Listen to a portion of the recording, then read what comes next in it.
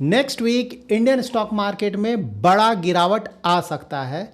इसी को समझने की कोशिश करेंगे इस वीडियो में, और साथ ही आप लोगों के कुछ इंटरेस्टिंग प्रश्न हैं।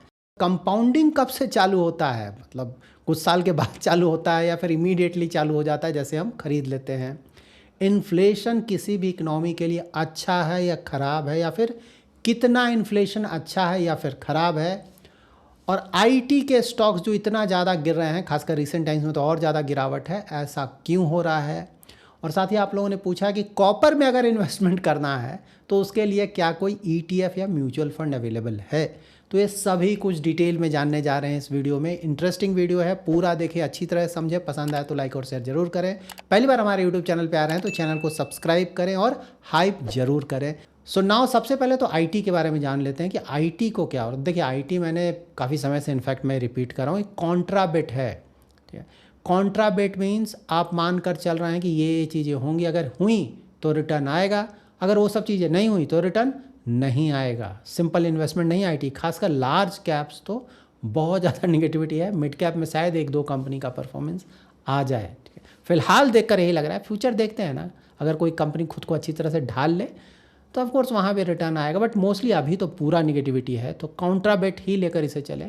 देखिए अभी क्या हो रहा है ना कि ओपन एआई का एक अनाउंसमेंट आया है कि वो लोग एक कंपनी फॉर्म कर रहे हैं, ओपन एआई डिप्लॉयमेंट कंपनी। तो डिप्लॉयमेंट कंपनी का काम क्या होगा कि पहले ओपन एआई क्या कर रहा था कि सिर्फ मॉडल्स बना रहा था, मॉडल्स बनाया, उसके बाद इम्प्लीमेंटेशन कोई दूसरा कंपनी करेगा।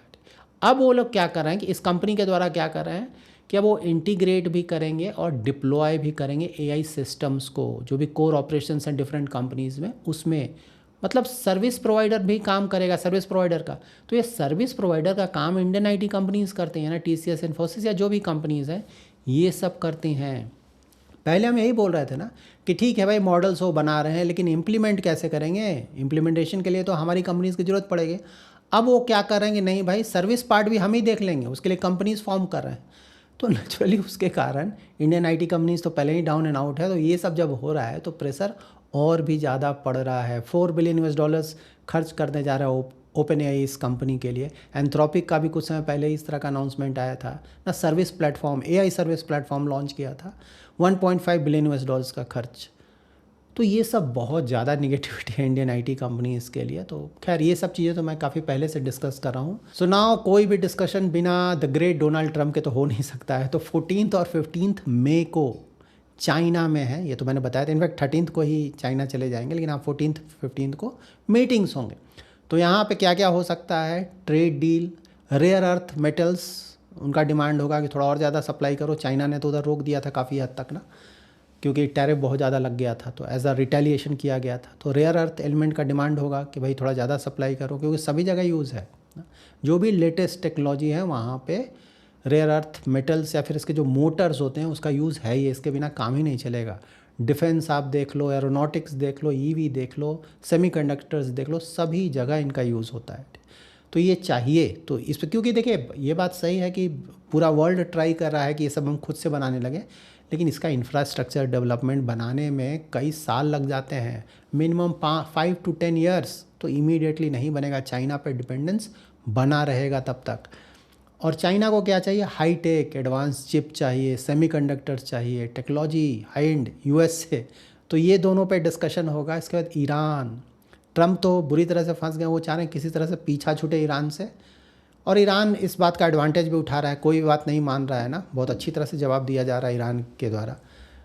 तो चाइना का हेल्प लेना चाहेंगे कि चाइना के हेल्प से किसी तरह से ईरान को थोड़ा सा बैकफुट पे लाया जाए और किसी तरह से कोई डील करके यहाँ से निकल जाया जाए। ठीक है, तो ये भी ट्राई होगा। ताइवान पे अच्छा खासा डिस्कशन होगा। ठीक है, ताइवान ऑफ कोर्स प्रॉब्लम में है, मुझे तो यही लगता है, क्योंकि डोनाल्ड ट्रंप से मोरालिटी, फेयरनेस, ये सब कोई भी चीज़ आप एक्सपेक्ट नहीं कर सकते हैं। वो ना रूल ऑफ जंगल को फॉलो करते हैं कि भाई मैं पावरफुल हूँ, जो चाहूँ करूँगा, तुम अपना देख लो। तो लेट्स सी ताइवान पे क्या डिस्कशन होता है, कि ऐसा ना हो कि डोनाल्ड ट्रंप कुछ पॉजिटिव्स ना चाइना से कुछ फेवर्स लेने के चक्कर में ताइवान पे कुछ कॉम्प्रोमाइज़ कर लें। तो देखते हैं 2 दिनों में ये आउटकम आ जाएगा। और यहाँ पे ये भी हमें ध्यान में रखना है कि यूएस, देखिए ईरान पे थोड़ा सा इधर सॉफ्ट इस कारण भी हुआ है क्योंकि डोनाल्ड ट्रंप को चाइना जाना था। ठीक है, चाइना से उनको ट्रेड डील करना है यूएस को भी बहुत ज़रूरी है वो ट्रेड डील। ऐसा नहीं कि सिर्फ चाइना चाह रहा है, यूएस कहीं ज़्यादा चाहता है वो ट्रेड डील। तो इसीलिए डोनाल्ड ट्रंप नहीं चाहते थे कि पूरा का पूरा जो अटेंशन है वो ईरान पे चला जाए, ठीक है। वहाँ पे थोड़ा सा स्लो डाउन हुआ है यूएस, ताकि इस पे ध्यान दिया जाए और यहाँ एक बार निपट लें तो ईरान को देखा जाएगा। ऐसा हो सकता है, होगा नहीं होगा समय बताएगा। तो ये एक रिस्क है कि इस वीक ये चीज़ निपट जाए। अगर यहाँ से अच्छा आउटकम हो जाए, कुछ ऐसा डिस्कशन हो जाए, कुछ ऐसा आउटकम हो जिसको कि ईरान मान ले, यूएस भी अग्री कर जाए, मामला सेटल हो जाए, तब तो बहुत बड़ा पॉजिटिव है। नेक्स्ट वीक मैं बोलूँ गिरेगा जी नहीं, बहुत अच्छा खासा रिटर्न भी आ सकता है।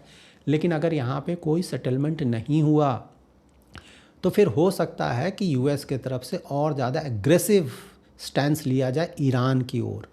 तो वो देखा जाए, अगर वो सब हुआ तो ऑफकोर्स वहाँ पे मार्केट में अच्छा खासा गिरावट आ सकता है। इसीलिए मैं बोल रहा हूँ। तो ये ध्यान में हमें रखना है कि ये जो डिस्कशन है इन दोनों का कहाँ पहुँचता है और उसके बाद आउटकम क्या निकलता है और उसके बाद ईरान के प्रति यूएस का किस तरह का रिस्पॉन्स आता है। तो वो बहुत ज़रूरी है देखना। इसके अलावा आपको पता है, कल भी मैंने डिटेल में समझाया था, पेट्रोल डीजल का प्राइस बढ़ाना पड़ेगा इंडिया में भी, काम नहीं चलेगा, सभी जगह बहुत ज़्यादा बढ़ चुका है, ठीक है। तो जो कंपनीज़ हैं इससे रिलेटेड उनको भारी लॉस हो रहा है।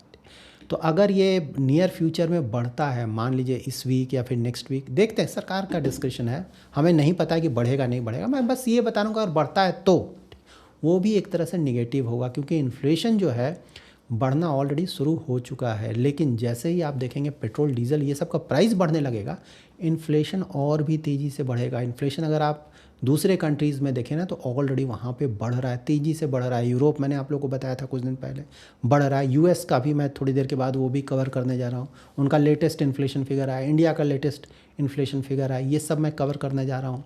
तो ये भी एक रिस्क होगा मार्केट के लिए। अगर ज़्यादा वो सब बढ़ा तो ऑफकोर्स मार्केट उसको नेगेटिवली लेगा और गिर सकता है।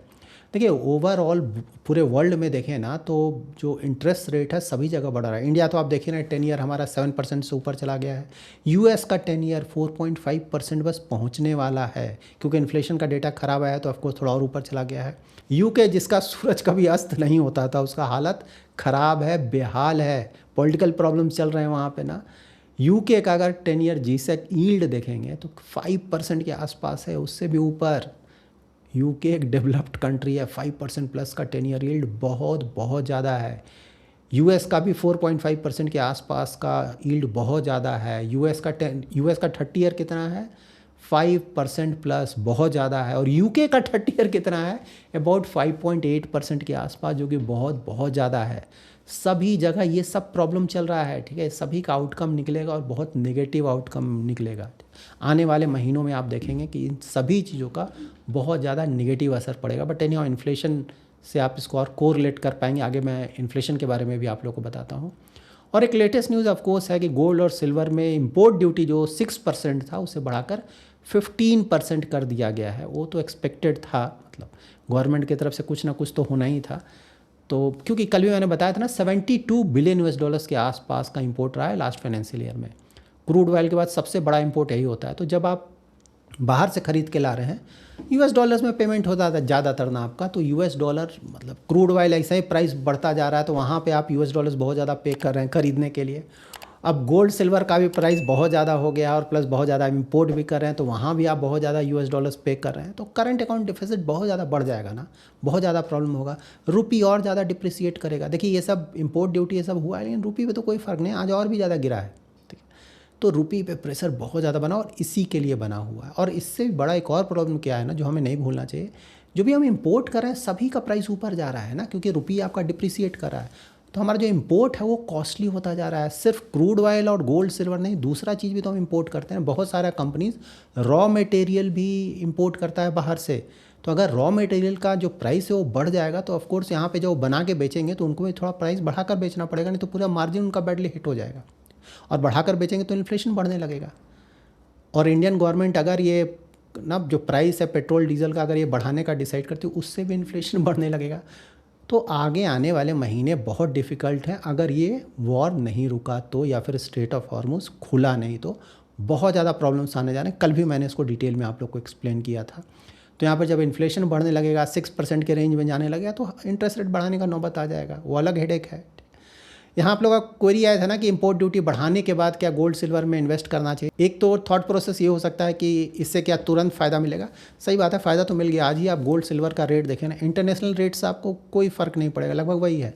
लेकिन इंडिया में बहुत तेज़ी से प्राइस ऊपर गया, लेकिन ऑलरेडी एडजस्ट कर गया मार्केट। अब इसके कारण फिर से गोल्ड सिल्वर का प्राइस ऊपर नहीं जाएगा, ये वन टाइम मार्केट एडजस्ट कर चुका है। लेकिन हाँ, अगर कोई लॉन्ग टर्म डाइवर्सिफिकेशन के लिए गोल्ड में थोड़ा बहुत एक्सपोजर लेना चाहता है, वो अलग चीज़ है ना। धीरे धीरे थोड़ा बहुत अगर एक्सपोजर लिया जाए, एक साथ लमसम तो इन्वेस्टमेंट करने का मतलब नहीं बनता है। थोड़ा थोड़ा कोई 5 to 10% बहुत हुआ एक्सपोजर। गोल्ड में बहुत ज़्यादा एक्सपोजर लेने का मतलब नहीं बनता, बट हाँ 5 to 10% अगर कोई चाह रहा है ETF के थ्रू लिया जा सकता है। लेकिन ये सोच कर नहीं जाए कि आपको बहुत ज़्यादा रिटर्न मिल जाएगा तुरंत, ऐसा नहीं है। ठीक है, जो भी रिटर्न आना था इसके कारण आज ही आ गया, और उसको मार्केट डिस्काउंट कर लेता है ना, तो ऑलरेडी आ चुका है। अब यहाँ से इमीडिएटली कोई बहुत ज़्यादा रिटर्न हमें एक्सपेक्ट नहीं करना चाहिए। अब इन्फ्लेशन के बारे में बहुत इंपॉर्टेंट कॉन्सेप्ट है, ये बिल्कुल आप लोग समझ जाएं। सबसे पहले तो इन्फ्लेशन बता देता हूँ यूएस में और इंडिया में कितना है। तो यूएस का इन्फ्लेशन बहुत ज़्यादा बढ़ गया है। कल भी मैंने डिस्कस किया था कि इन्फ्लेशन ही यूएस के लिए बहुत बड़ा प्रॉब्लम होगा, उसके कारण वहाँ पे इंटरेस्ट रेट बढ़ाने का नौबत होगा। तो अब दिख रहा है इन्फ्लेशन कितना आया वहाँ पे, 3.8%। इंडिया से भी बहुत ज़्यादा है वहाँ पे इन्फ्लेशन अप्रैल मंथ का, और ये हाईएस्ट है सिंस मई 2023। आप समझ सकते हैं कितना ज़्यादा हो गया है। और कोर इन्फ्लेशन भी देखेंगे, वो भी 2.8% है। कोर इन्फ्लेशन का मतलब क्या होता है ना, उसमें आप फूड और एनर्जी प्राइसेस इंक्लूड नहीं करते, उसको हटा देते हैं, क्योंकि दोनों ही बहुत ज़्यादा वोलेटाइल होता है। तो कोर इन्फ्लेशन में हम फूड और एनर्जी प्राइसेस इंक्लूड नहीं करते हैं। और जो CPI होता है जनरल ना, उसमें फूड और एनर्जी दोनों का प्राइसेस इंक्लूडेड होता है। अब यहाँ पे जब इतना बढ़ कर आ रहा है, और अभी तो मतलब क्रूड ऑयल का प्राइस तो ज़्यादा ही है ना, और लग रहा है कि नियर फ्यूचर में ज़्यादा होगा। तो यूएस में आप देखेंगे जो इन्फ्लेशन है आने वाले समय में और ज़्यादा बढ़ेगा, ये 4% के आसपास भी जा सकता है।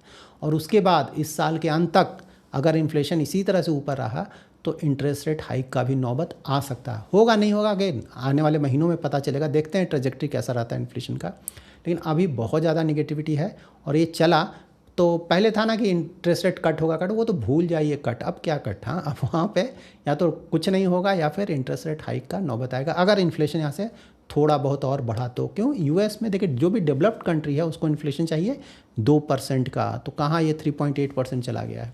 इंडिया का भी आया फिगर 3.48%। सो पहले से तो यहाँ भी बढ़ रहा है, उम्मीद भी था कि धीरे धीरे बढ़ेगा, लेकिन अभी भी ज़्यादा नहीं है। हमारे यहाँ जो कंफर्ट है वो 2 to 6% का है, और 4% के आसपास अगर इन्फ्लेशन हो तो बहुत अच्छी बात है। देखिए डेवलप्ड कंट्री है, वहाँ इन्फ्लेशन 2% के आसपास चाहिए होता है, वहाँ का सेंट्रल बैंक ये चाहता है। जबकि जो डेवलपिंग कंट्रीज़ है ना, वहाँ पे इन्फ्लेशन चाहते हैं 4% के आसपास, और इंडिया में तो 2 to 6% का रखा गया कि इसके बीच है, तो उसे अच्छा माना जाएगा। डेवलपिंग कंट्रीज़ में आप थोड़ा ज़्यादा इन्फ्लेशन चाहते हैं। ठीक है, आगे मैं बताता हूँ मैं क्या बोल रहा हूँ।